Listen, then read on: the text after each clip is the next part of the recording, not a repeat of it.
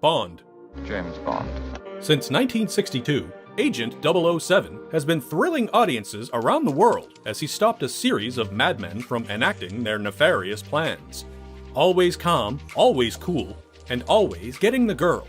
In the mid-1990s, Bond was once again recast and rebooted, this time with Pierce Brosnan in the iconic role. 4 movies later, Brosnan, after carrying the franchise into the 21st century, passed the 00 mantle to Daniel Craig for a more modern, grittier take on Ian Fleming's suave MI6 superspy. But who was the better Bond? There's only one way to find out.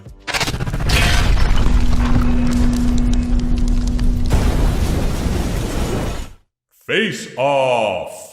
Disclaimer: no actual science was used to determine the outcome of Face Off. Your results may vary. Please do not consume Face Off if you are allergic to conjecture, opinion, or general nonsense. Each Bond performance comes down to the actor's signature styles. Pierce Brosnan has long been a debonair, charming Irishman, and brought a similar old-school charisma to the role, not unlike Sean Connery and Timothy Dalton. Exactly what kind of banking do you specialize in, Mr. Bond? Hostile takeovers. Brosnan-era Bond delivered one-liners with the unflappable air of a hero who felt invincible. She always did enjoy a good squeeze. Daniel Craig has the requisite confidence, but also an underlying tension. His rugged Bond has zero time for bullshit, and sometimes it's difficult to tell who's more moody, his Bond or Craig himself. That vibe translates to an irascible Bond who takes no prisoners, but also one who can lack the cheeky sense of humor Bond has been known for over the last 60 years. This round goes to... Pierce Brosnan's 007 probably had the last of the goofy, quasi-magical gadgets that James Bond has been known for during much of his movie career. A grappling hook belt, a watch with a laser, a nifty aspect of the GoldenEye game, an explosive cigarette lighter, X-ray glasses, a mobile phone pulling quadruple duty as a taser, lockpick, scanner, and vehicle remote control, and of course, a clicky pen that doubles as a grenade. How long did you say the fuse was? On the other hand, Daniel Craig's Bond movies introduce a 21st century realism, relying less on fantastical gadgets and more on practical implements for spycraft. Are you expecting an exploding pen? We don't really go in for that anymore. A rudimentary tracking device, a high-end cell phone, a Walther PPK with palm scanner ID, and perhaps most importantly, a convenient glove compartment defibrillator. In Spectre, Craig's Bond barely has anything fun to work with. Does it do anything? It tells the time. Although it's actually more useful than that, assisting in the escape of Blofeld's torture while giving the villain his familiar facial scarring. Doesn't time fly? This round goes to...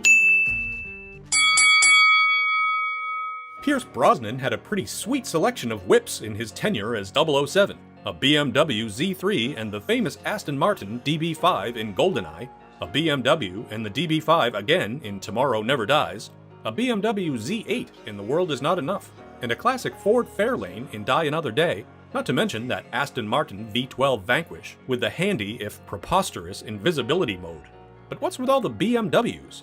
Must have been the $100 million they paid MGM to get Bond behind their wheel. Daniel Craig benefits as a modern Bond that also pays tribute to the past. In Casino Royale, he gets a dope Aston Martin DBS V12, and the good old DB5 makes a welcome return. Quantum of Solace brings another new Aston Martin, and by the time Skyfall rolls around, the DB5 gets dusted off once more, which works well as the entire movie is an ode to Bond's legacy. There's also the addition of a Land Rover Defender to liven things up. Spectre saw another update to the Aston Martin line with the DB10, probably the sexiest one yet. The only appearance from the classic DB5 this time around was in a heap in Q's office. I believe I said bring it back in one piece, not bring back one piece. This round goes to... It's been said that a hero is only as good as his villain. Bond villains have always been gimmicky to some extent, and Brosnan's rogues gallery is no exception. There's Alec Trevelyan, 00 agent turned facially scarred weapons dealer, Elliot Carver, essentially news tycoon Rupert Murdoch as a Bond villain, Renard, a KGB agent turned terrorist, impervious to pain thanks to a bullet in his brain, and Gustav Graves, a cocky British entrepreneur who's actually a rogue North Korean colonel named Moon following a face transplant. I'd like to take his face Oh. Brosnan also deals with some interesting hench people, most notably Famke Janssen's man-crushing Xenia Onatopp. Craig's villains have also had some classic Bond flavor in their recipes. Well, apart from Mr. White, who's more of a boring beige, Mads Mikkelsen's fantastic blood-weeping Le Chiffre, Javier Bardem's ruthless former MI6 agent Raul Silva and his fucked-up face, and Christoph Waltz's Oberhauser and eventual Blofeld and his fucked-up face. Ouch. While Quantum of Solace provided some uninspiring baddies, Craig's villains tend to be more multi-dimensional characters than outrageous caricatures. This round goes to... The Bond series has often featured competent and confident women, and Brosnan's entries are no exception, with Michelle Yeoh and Halle Berry's skilled secret agents, Sophie Marceau's conniving oil baroness, and even Denise Richards' unlikely nuclear scientist. The Brosnan incarnation did recognize that the cavalier, womanizing behavior was becoming outdated as the world changed around him. Because I think you're a sexist, misogynist dinosaur. And his rendition is the last of the classic Bonds, at least in terms of his predilection towards hooking up and then moving along his merry way. Craig's Bond is the one that actually carries a romantic through line. The death of Eva Green's Vesper Lynd at the beginning of his 007 career becomes a driving force and an explanation for his Bond's approach to casual sex. While he shares brief moments with Olga Kurylenko, Gemma Arterton, and Berenice Marlowe, he's also emotionally detached, only later truly falling for someone a second time with Léa Seydoux' Dr. Madeleine Swan.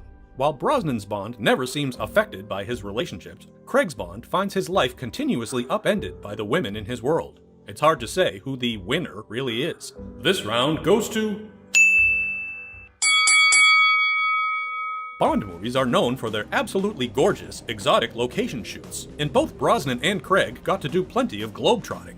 Brosnan's first-class ticket takes him to Monte Carlo, St. Petersburg, Havana, Hamburg, Istanbul, and an ice hotel in Iceland, naturally. Craig's passport gets stamps from Madagascar, Montenegro, Venice, Austria, Shanghai, Macau, Mexico City, Morocco, Rome, the Bond family estate in Scotland, and of course, an exploding hotel in the Bolivian desert. This round goes to... Bond has the steadfast M, assigning missions and getting generally annoyed with his tactics, and both Brosnan and Craig have the incomparable Dame Judi Dench guiding them. Prior to GoldenEye, M was always a male character, allowing for a breath of fresh air with Dench's powerful, no-nonsense approach as Bond's superior. M's death in Skyfall is perhaps the most emotional moment in a series not exactly known for its emotional moments. Craig also gets the benefit of Ralph Fiennes' sharp-dressed replacement Mallory, who takes on the designation of M following his predecessor's death. But only Brosnan's Bond can say M didn't die on his watch. This round goes to... Desmond Llewellyn kitted out every Bond since Sean Connery in From Russia with Love, all the way through The World Is Not Enough in 1999, the year he sadly died. His ongoing exasperation with Bond is legendary, as his tireless work constantly results in destruction at the hands of 007. Llewellyn was succeeded by John Cleese's R, an altogether goofier gadget man handing out high-tech toys. Craig gets a much younger quartermaster, as played by Ben Whishaw. Even with his understated charm, Wishaw's Q comes across as mainly a computer nerd with a limited social life. I also have a mortgage and 2 cats to feed. Well, then I suggest you trust me. For the sake of the cats. This round goes to... Both Brosnan and Craig share a franchise starter with Martin Campbell, who was responsible for GoldenEye and Casino Royale.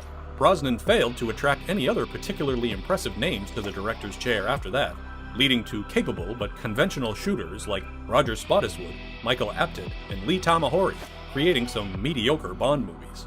In addition to Martin Campbell generating excitement with his second Bond reboot, Craig had the buzz of Monsters Ball director Mark Forster on Quantum of Solace, and then Sam Mendes and his Academy Award-winning pedigree on back-to-back Bond outings, which were the most financially successful to date. This round goes to...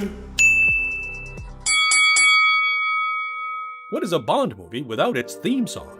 Brosnan's Bond enjoyed GoldenEye by Tina Turner, Tomorrow Never Dies by Sheryl Crow, The World Is Not Enough by Garbage, and Die Another Day by Madonna. Your mileage may vary as to how recognizable and memorable any of those still are. Craig's Bond got a more rockin' vibe and ditched using the movie's titles, with You Know My Name by Chris Cornell for Casino Royale, and Another Way to Die by Jack White and Alicia Keys for Quantum of Solace. Adele returned to a title song with Skyfall, catching an Academy Award for it, the first ever for a Bond song, and it was followed by another shiny Oscar win for Sam Smith's Writings on the Wall. This round goes to... While both Brosnan and Craig look dashing in the black and white tuxedo, the color green is also important. Brosnan's Bond raked in $1.47 billion worldwide from his 4 increasingly bombastic outings. Daniel Craig, on the other hand, leaves Brosnan looking like a rank amateur, with $3 billion in box office receipts, with over $1 billion of that coming just from Skyfall. This round goes to... Pierce Brosnan and Daniel Craig both have their fans, who will defend them to their last breath. Every generation has a Bond, and nostalgia often plays a big role in how fondly we remember our favorites through the years. Brosnan was the last of a dying breed, a Bond trying to cling to old behavior while the world evolved. He did feel like a natural successor to Timothy Dalton and even Roger Moore, if not Sean Connery. His gadgets were great, and his rapport with Q was more of the same droll dynamic. Don't touch that! It's my lunch. His allies and villains were reasonably memorable, and he always looked effortlessly smooth while gunning down bad guys. And he also brought us Judi Dench's quintessential M. Although the Bond movies after Brosnan were an obvious reaction to the success of the Bourne franchise and its scrappy, frenetic action, Daniel Craig brought James Bond kicking and screaming into the 21st century. His temperamental spy offers a more flawed take on the character, one who makes mistakes, And now he knows something about you. He knows you're reckless. and isn't particularly concerned about his cocktail preparation. Vodka martini. Shaken and stirred. Do I look like I give it down? Craig's emotional vulnerability and rough-and-tumble fighting style presented a modern James Bond who isn't overly reliant on gadgets, but still gets shit done with plenty of style. Ultimately, in this battle of the Bonds, the edge goes to Daniel Craig. The name's Bond. James Bond.